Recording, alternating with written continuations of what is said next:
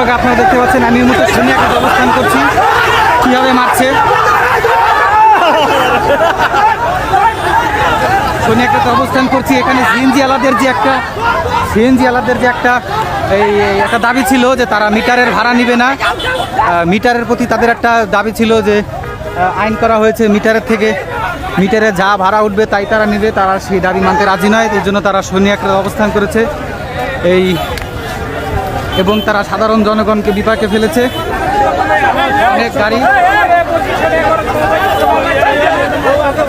এখানে অলরেডি 3 ধাপে পকাত করে মারামারি হয়েছে। এখানে একটা মানুষকে মেরে হাড় করে ভেঙে দিয়েছে অলরেডি তারা, এই সিএনজি আলা শালারা, এবং একটা ছাত্রকেও আহত করেছে আমরা দেখেছি। আমি ভিডিওটি দেখাতে পারিনি, তার জন্য আপনাদেরকে আন্তরিকভাবে দুঃখিত। এবং এখানে অনেক মারামারি হচ্ছে।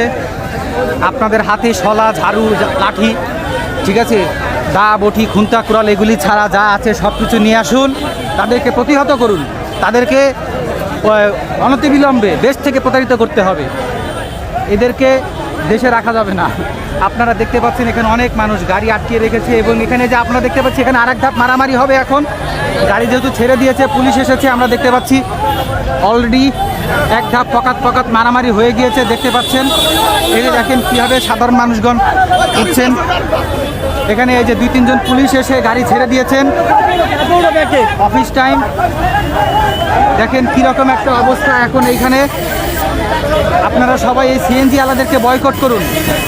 সিএনজিতে কেউ উঠবেন না, লাগলে 150 টাকা ভাড়া বেশি দিয়ে সবাই এই রিক্সাতে চড়বেন, লাগলে বাইকে চড়বেন, কিন্তু সিএনজি সবাই বয়কট করুন। এই সিএনজি আলারা খুবই ভয়ঙ্কর, এরা হচ্ছে আমলা কামলা, এদেরকে প্রতিহত করুন। যেখানে সিএনজি আলাদেরই দেখবেন সেখানে তাদেরকে প্রতিহত করুন। সবাই সুস্থ থাকবেন, ভালো থাকবেন। আমার ভিডিওটি এখানে শেষ করছি। আল্লাহ হাফেজ।